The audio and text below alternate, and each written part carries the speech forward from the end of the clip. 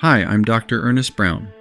Come and join us on this journey as we seek a cure for a horrible disease called sickle cell anemia.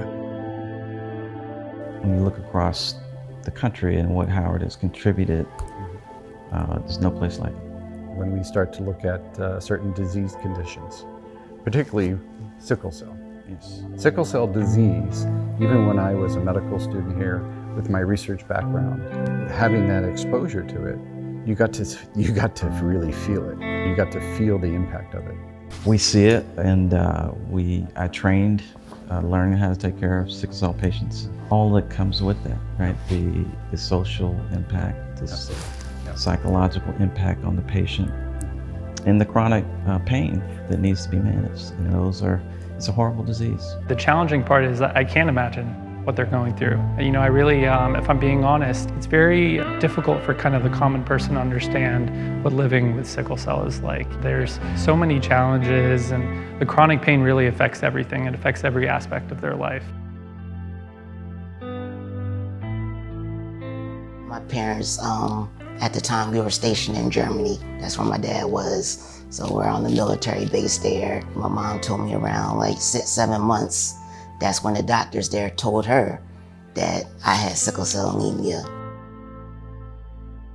Sickle cell is like a sickle shape, and it's something that affects the red blood cell. So imagine that a red blood cell is going through your body. A regular cell is circular in shape. It flows, it's flexible, it's able to go, weave in, go where it needs to go. But with sickle cell, it can weave in, but it might get stuck. It might collide with other sickle cells, and they create these blockages within your body.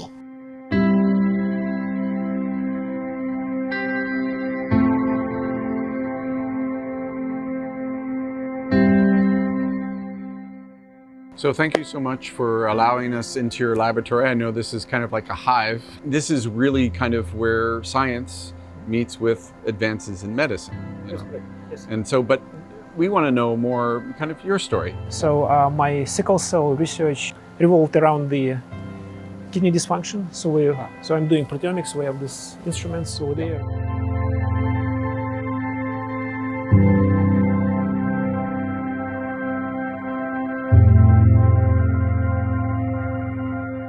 Because sickle cell is unusual, right? Very. So we think that lots of what happens to them is driven by the sickle hemoglobin. Yeah. It's not just hemolysis. We think it's much more than hemolysis. We think the hemoglobin, because of its propensity to polymerize, it behaves as a creature, and Really? that's probably I think that's maybe the problem. Yeah. Huh. I mean, funding is hard these days. I think there is more money going toward HIV. There is still not enough money for like very dangerous infections like Ebola, for example. Still very insufficient, I think, to generate cure. There is, I think, good interest in sickle cell disease, hopefully to lead to cure. There's a curiosity, right? Yeah. The curiosity leads to discovery, right? That's correct, yes. And then the discovery leads to advances. And so it all begins someplace. And you can't do that in clinic, but it's a marriage, between, a clinician and yourself, That's correct. that your minds kind of come together collectively. Right, yeah. There's an opportunity there.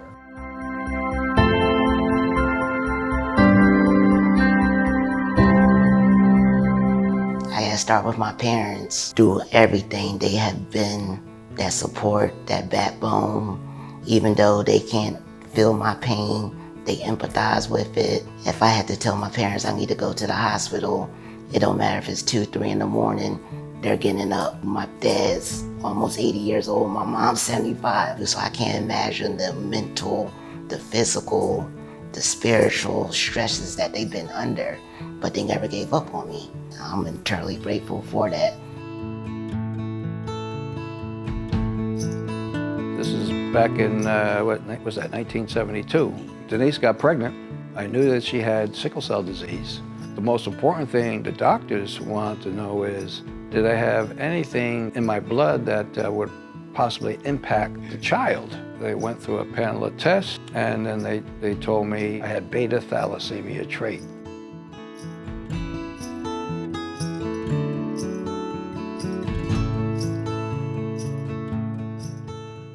Yale came up with the idea of she should have an exchange transfusion about halfway through her pregnancy.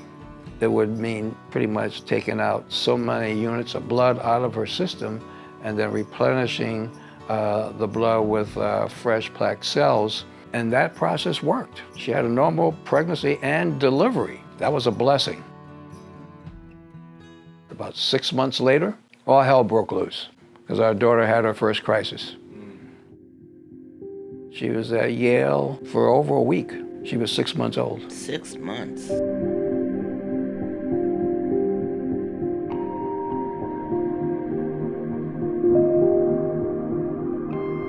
My mom told me very early on that my first crisis was within 6 months. I had a high fever, it wouldn't go away. And as my dad would tell the story, he was like, I thought I was gonna lose you. There were 2 real bad crises in my life, and it led to me being in the hospital for about 3-4 months. Very similar. In both of them, my lungs collapsed. I was put on a ventilator. Well, in one of them, I had a stroke. I've had to have both of my hips replaced. My parents had to suffer through the conversation like, I don't know if your child's gonna make it because he's in such a bad state. I had a crisis in my spine to where it paralyzed me from the neck down, and I had to learn how to walk again, use my arms again. My mom was a single mother. She would make sure that my siblings went to school on time. She'd go to work, come home. She got to cook, feed them, and then go to the hospital with me. The whole time she's at the hospital, she's trying to get me the right type of care. She's trying to talk to the nurses like, why are you ignoring her? She puts the call button too many times. Or my daughter need to be seen. She has a fever of 101. Or she's in pain, swollen hands and feet, and then you're sitting in the emergency room for a number of hours. You get scared because then you wondering, am I gonna die in this emergency room? And this is one of the reasons why I do not leave her in the hospital. I don't care if I don't have no clean clothes, no toothbrush, no nothing. I stay there just as she's there. A lot of patients that I've worked with, sometimes they just have a hard time getting someone to believe them. Sometimes we have patients who go into the emergency department with pain and they tell us that their diagnosis of sickle cell was questioned and it wasn't trusted. These patients deal with a lot of challenges, sometimes brought on by the healthcare system and kind of perpetuated by clinicians. With this disease, it's a matter of the support that they get, which, if they have a supportive family, maybe their odds are better. And then through the grace of God, she got through that crisis. That was a close call because she had some issues. We were very fortunate there. And we had a lot of family support. And the strong family values pretty much really got us in the right frame of mind, if you will. My brother and I were raised by our mother. Mom and dad divorced when my brother and I were like 3 and 4 years old. So seeing a family as supportive as they were, that's something that I didn't really experience a whole lot until I actually hooked up with Denise. Mm-hmm. And they showed me a different way. When our daughter got to college, she knew there was only one place that she wanted to go. Even though she got accepted into a few other schools, she wanted to go to Howard.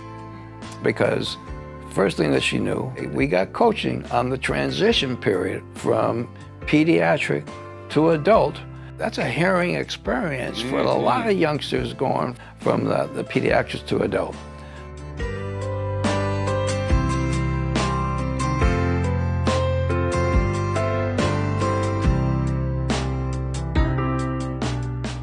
At the age of 10, we moved to Arizona, where I stayed until I was 18. And then I went off to college in Atlanta, Georgia. There is where I transitioned from pediatric care to adult care. It didn't really have a lot of crises, and they started to become a little bit more intense where I was hospitalized a little bit more. It was different for sure. I'm learning how to navigate as an adult here by myself and not have like my mom, who was my main caregiver, do everything for me. Atlanta kind of just taught me how to be a strong woman, and then also to kind of learn a little bit more about different climates of dealing with sickle cell. back in, what was that, right. 1991. That's right. Okay, when she was a freshman. She had her first crisis. We remember that well. She was there a little longer than Right. she really had been in the past. I prayed about it. Yeah, I prayed. Yeah, we, And one of the things that really helped her after that experience is she got together with 3 others and they found a home to rent, okay? And that gave them a larger circle of support, really, from the other 3 who have actually remained her friends for life. If she had to get to Howard University Hospital, okay, somebody would always go with her.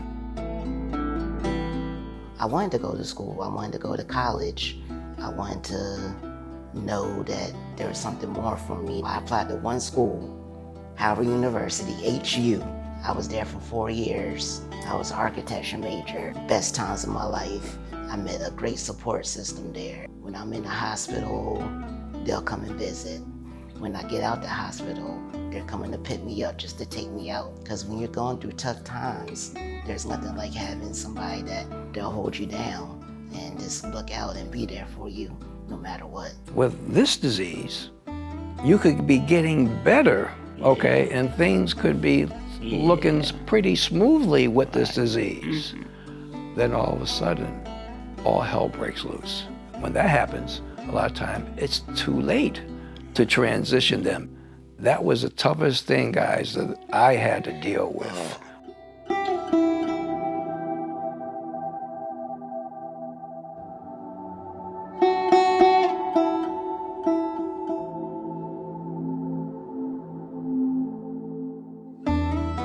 So what do you do? Well, Pray. pray number 1, but number 2, we as parents of warriors need to have more of a voice in that medical decision. I think coming up with a very strategic plan to support people when they go to the hospital. I got so tired of going to Kaiser, and at this point she's a little girl.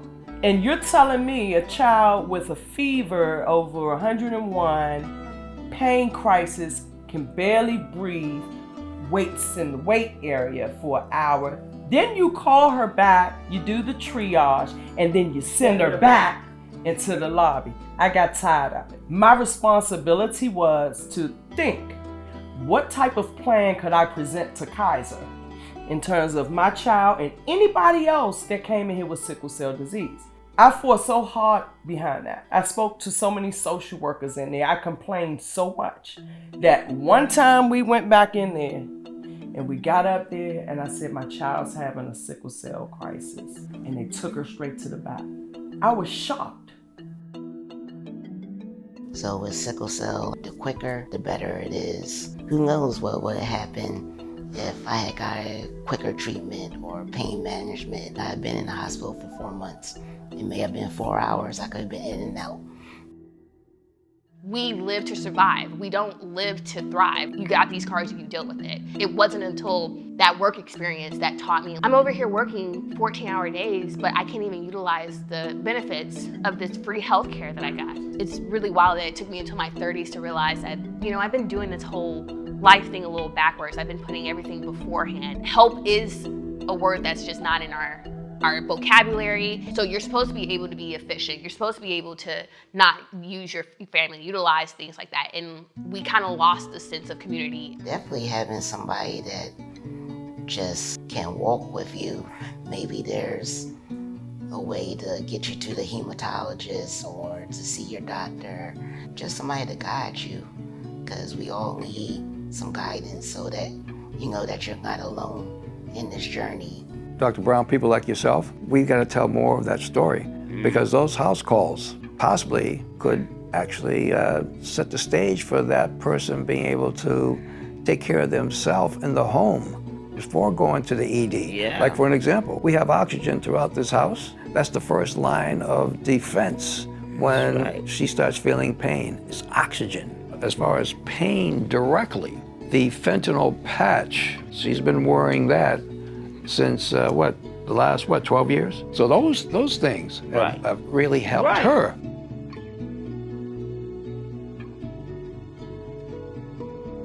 love my mom. I think she was great. She raised 3 girls as a single woman, making $7.25 when she first moved to Arizona. I'm sure that that was suddenly stressful. I've never seen her cry. I've never seen her weep. But I'm like, I don't care. I cry. I cry in the car. I cry everywhere, and I need people to understand that. I'm just a regular person that just kind of figured it out, but I realized I made a lot of mistakes along the way. We need to remove ourselves. The government needs to remove their power and think about the lives that are honestly being impacted here.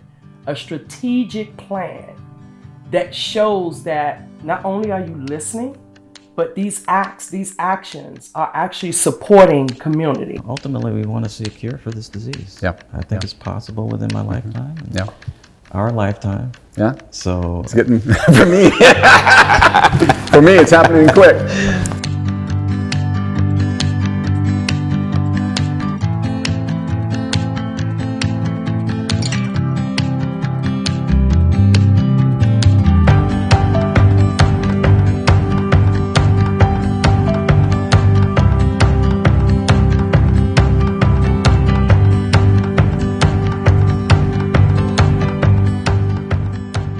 And if you happen to find any of this interesting, or more importantly, if you want to collaborate, check out the link below so that you can send us your comments, any stories you may have, anything, we're happy to entertain it. And this is really about us going on a journey together.